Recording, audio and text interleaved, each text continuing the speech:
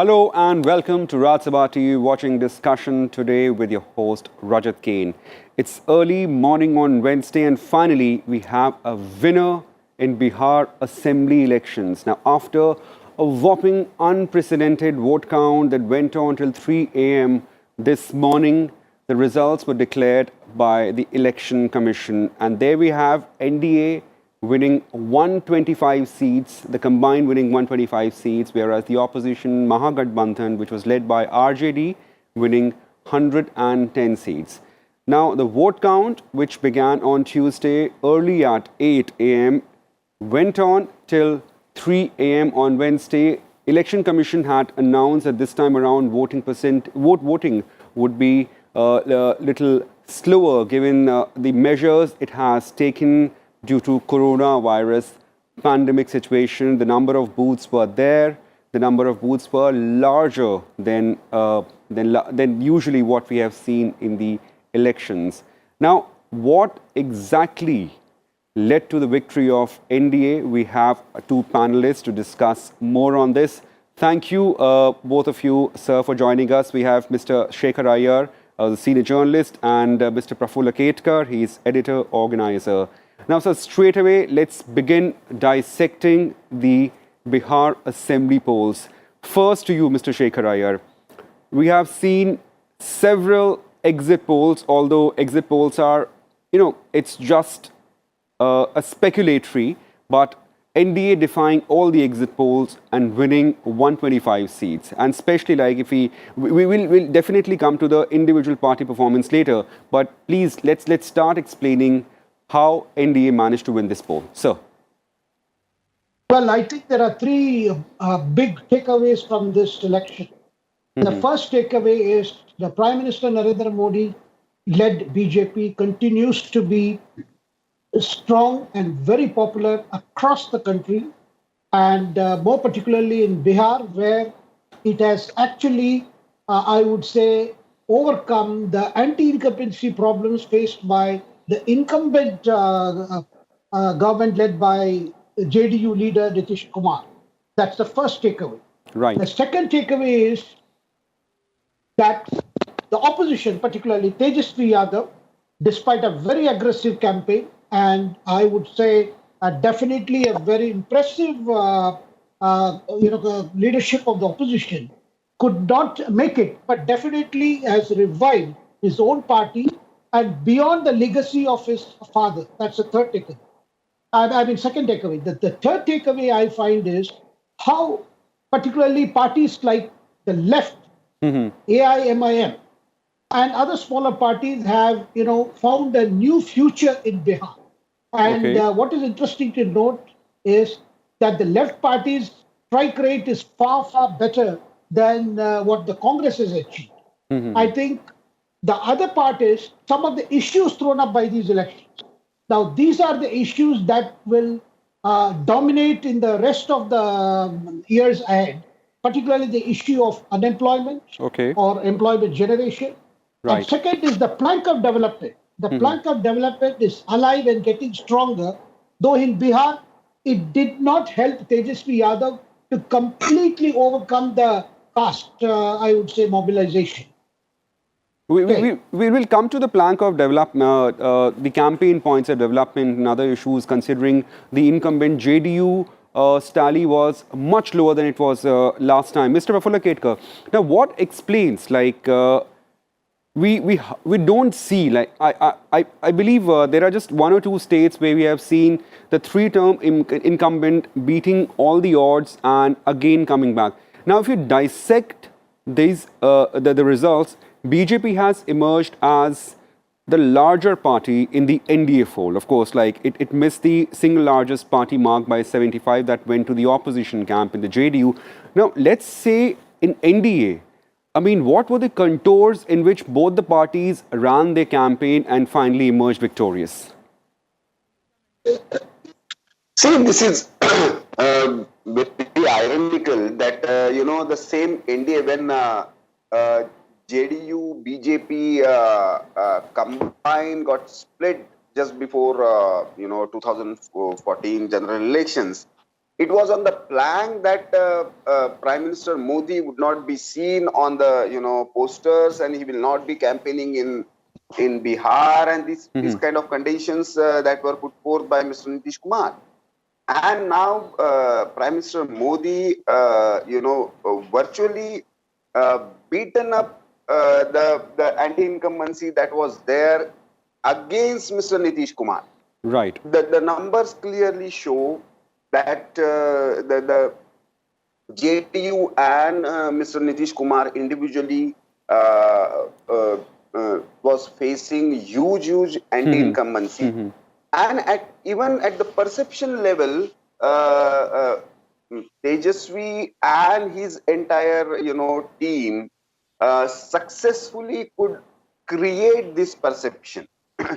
Secondly, as of now, the data that I have seen, Chirag Paswan may not have made a huge impact in terms of actual tally of numbers. Right. But if you go by the vote percentage and seat by seat analysis, it looks like it's anywhere between 7 to 17. He has dented the prospects of JDU. Okay. So for me, this election was different. Yes, to some extent, RJD was forced to. Of course, caste will remain a factor all over India, and especially states like UP and Bihar. But RJD was forced to come out of traditional rhetoric and to talk about development. Prime Minister, of course, always talked about the union government schemes and its delivery on the ground, double engine, the word that he usually used. So these things were there, but for me, this election was different for another reason. Mr. Ramvilas Paswan was not there on the scene. Sharad Pawar, it is the kind of an end of an era of the Young Turks of 1970s and 80s, the Lohiaites. Right. And by the last phase of election, even Mr. Nitish Kumar, who is perhaps the last main phase of that Lohiite tradition, he also declared that this is going to be my last. That's true. That's true. Yes. So I think now Bihar is seeing for a new generation, and hopefully with that new generation, new kind of politics will emerge in Bihar. That is my take. Well, Mr. Iyer, now let's talk further about the election campaigning and the messaging that both the camps, the NDA and Mahagathbandhan, actually sent to the voters. Now, we often have seen, as Mr. Ketkar pointed out, that RJD grown out of its fold, which is usually referred to as the MY party, that is Muslim Yadav party, and in the campaigning, they kept on saying that we are not MY party with A to Z party, or for that matter, we are like Mazdoor and Yuva party. Here, on the other hand, the NDA was quite steadfast, quite firm in the development plank. And Mr. Modi, the Prime Minister, he emphasized on the double engine government. So, does voters prefer the double engine model in the sense, I mean, we have a formation at the center, so let's have that at state as well. Is that the messaging to the voters and they received it well? Then what was, I mean, you can say, as you mentioned, aggressive campaign from the opposition, and they managed to create a perception that they are in the game? Definitely, Rajat, you are right, because the message that is coming from the voters of Bihar is they immensely trust the leadership of the Prime Minister Narendra Modi. And they believe that it is the Modi ji led the BJP which can deliver the development goals of Bihar. And that is why you saw, despite Tejasvi Yadav drawing a lot of eyeballs on his promise of creating jobs, particularly the one of the most 10 lakh impossible jobs, target of it became a factor. 10 lakh jobs, Yes. 10 lakh government jobs. Right. Despite That's important you mentioned government jobs, voter, right. I think the reality that has dawned on the voters is, if at all there is a way forward in terms of job creation, it has to be the formula that the Prime Minister has been outlining as part of the several stimulus package and economic package, which is to unleash the entrepreneurial abilities of the people Right.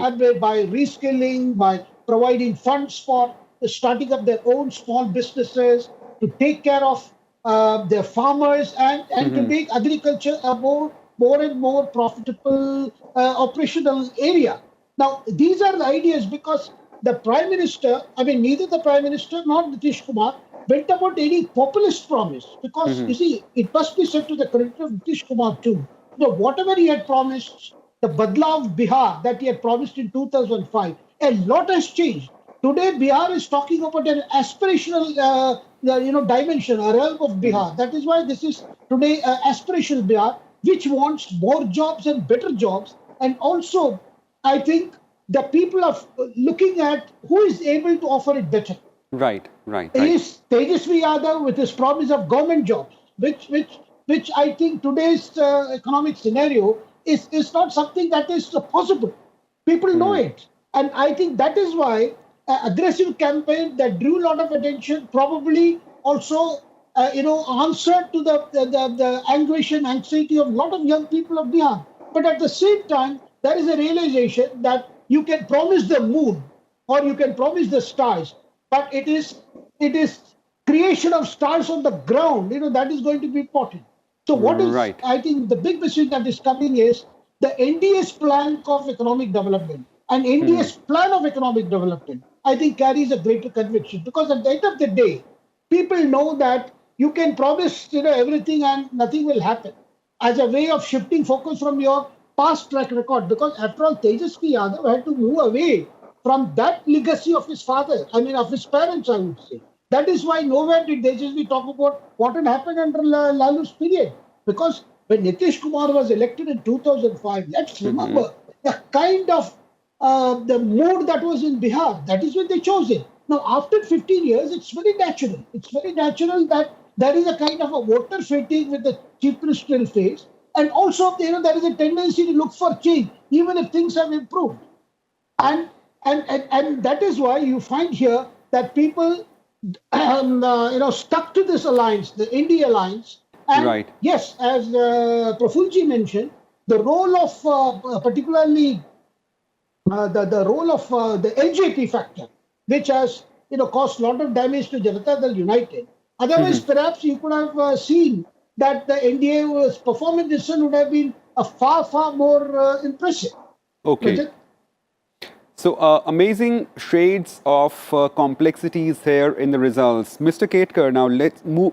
Looking forward, looking ahead, hypothetically, I have a very short question to you. Hypothetically, where do you see Nitish 4.0 going, especially the campaign? In the campaign, one of the major issues was development, jobs, employment. Yep.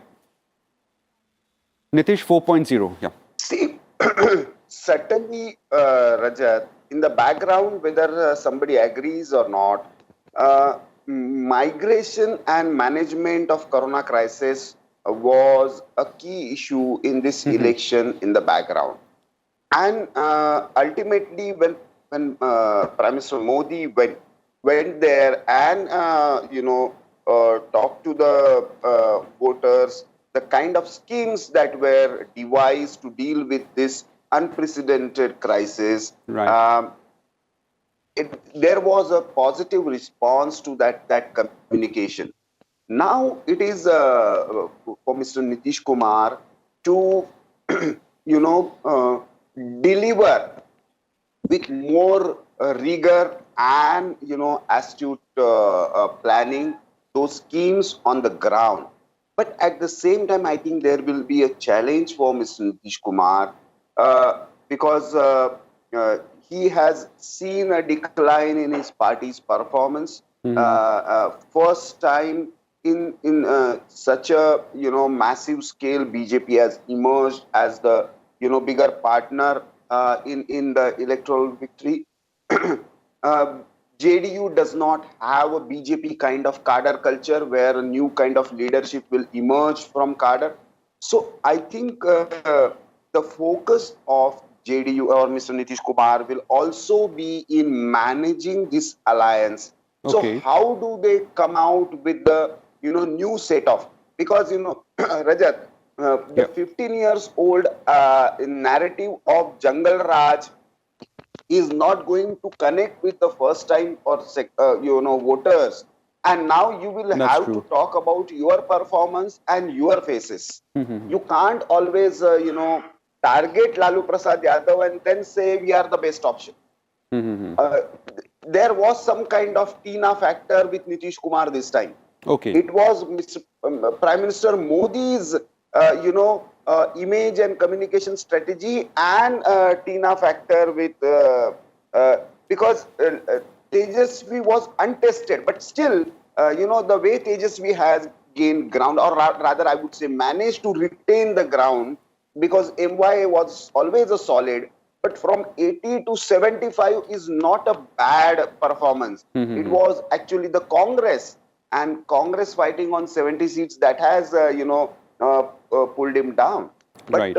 Otherwise, it's a splendid performance. So for me, I think for Nitish Kumar, how does he want to see the legacy of Nitish Kumar in terms of JDU and the entire Lohiite politics in Bihar? That is going to be the real challenge. Right, right.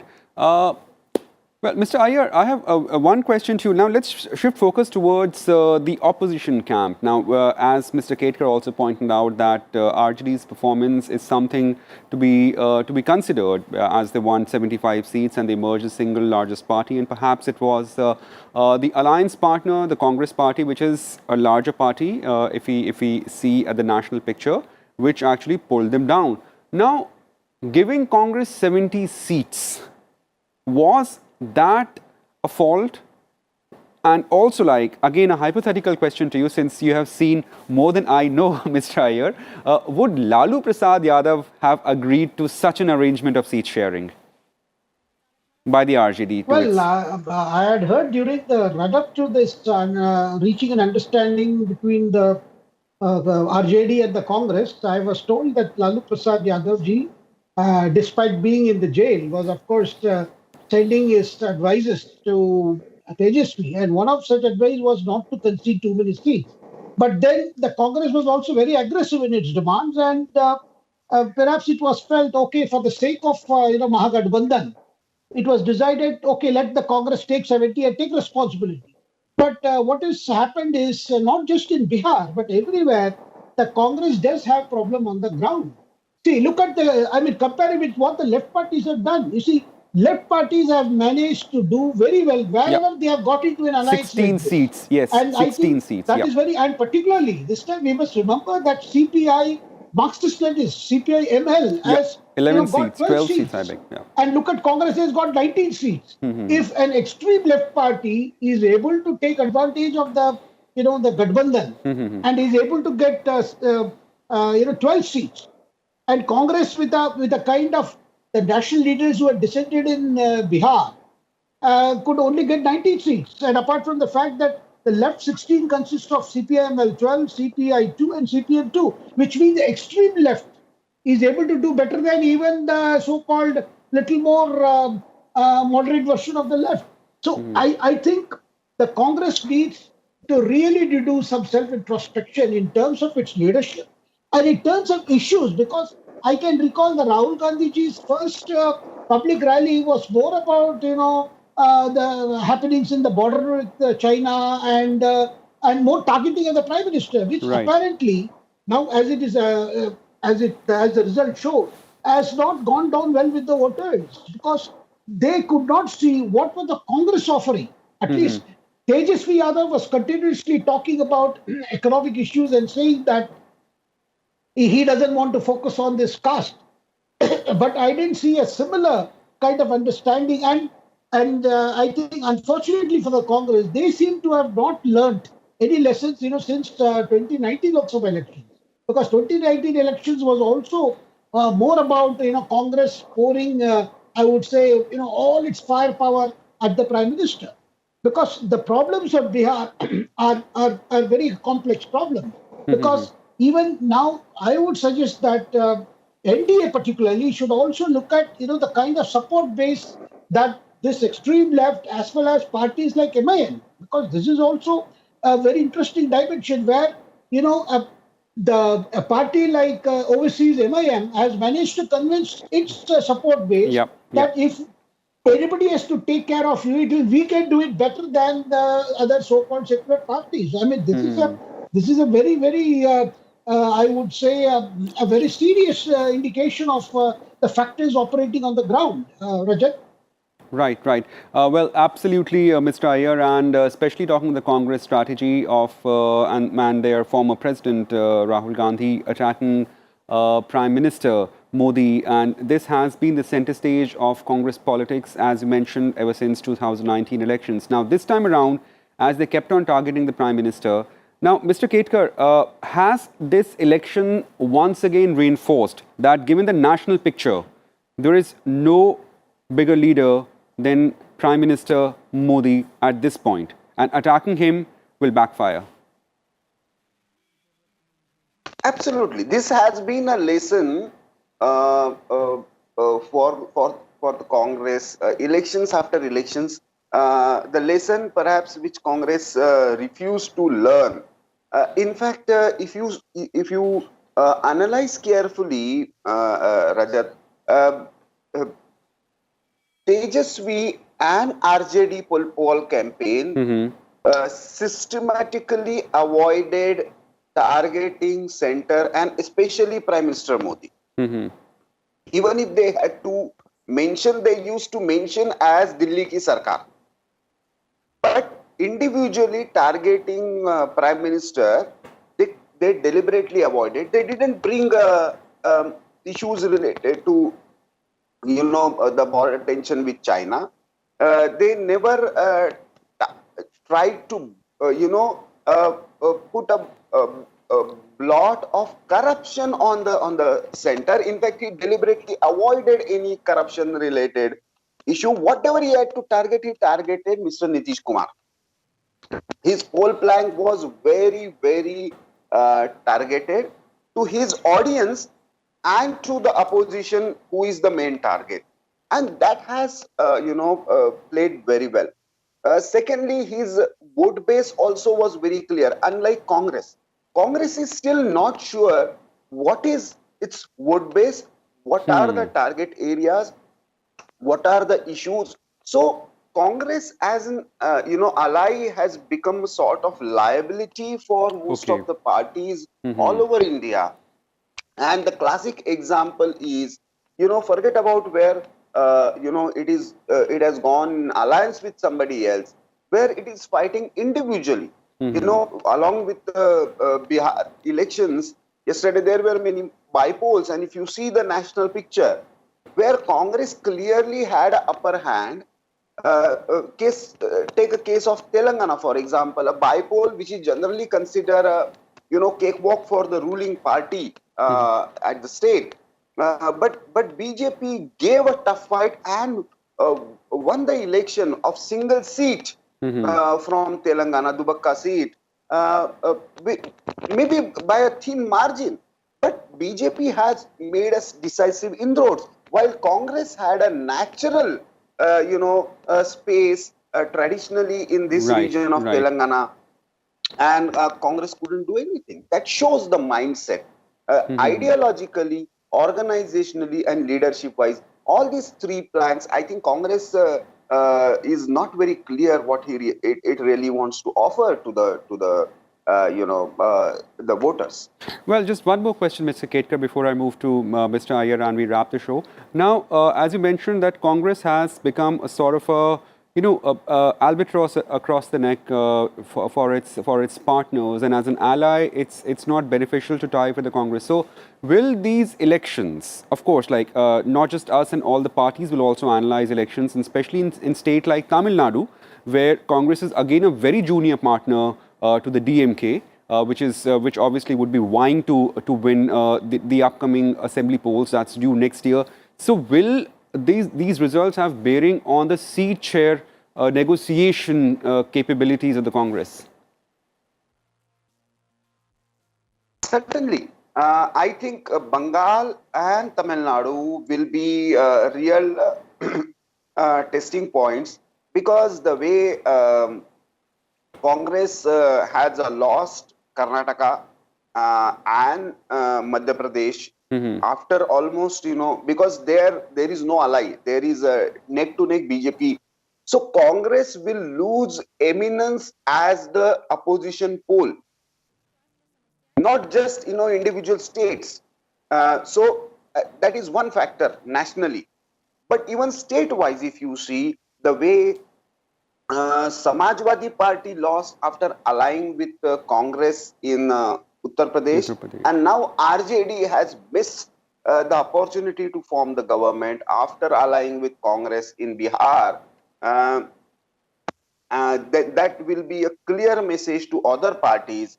They perhaps will have more tactical alliance with Congress, but openly seen with Congress can be detrimental to their political electoral prospects. Right. They will avoid, and that's why I said, I used deliberately this word, that alliance with Congress is becoming the liability for regional parties. Otherwise, regional parties themselves are doing well comparatively against the victory march of Bharatiya Janata Party. But Right, Congress, right. individually or in alliance with somebody else, is proving to be incapable of showing that political will, strategy, and the leadership conviction about taking Right. on the BJP head on. Right. Mr. Ketkar, thanks. Congress crisis continues. Now, lastly, Mr. Iyer, before we leave, there has been a subplot in this election, or to say a sub-headline of this election would be the LJP. Now, where do you see Chirag Paswan's future? Getting nearly 6% of votes, but folding to just one seat. Sir, your last word. Well, we have already seen that his reaction after the poll results. He still swears by the Prime Minister Narendra Modi, but I do not think that he has any other scope other than to re-examine his strategy, because this election he has ended up as a vote cutter, or as in Bihar they will say, vote katua. I think Chirag Paswan is a young leader. He has to look at his strategy and he has to see how he can, hold on to and as well as develop his father's legacy. Because after all, Ramvilas Paswan ji was a leader of the downtrodden who was very popular across, Bihar, and Chirag Paswan will need to do much better, and he must look at his own strategy, because this particular strategy may have helped him in, because it was a negative strategy. It did not give him benefit because just one seat.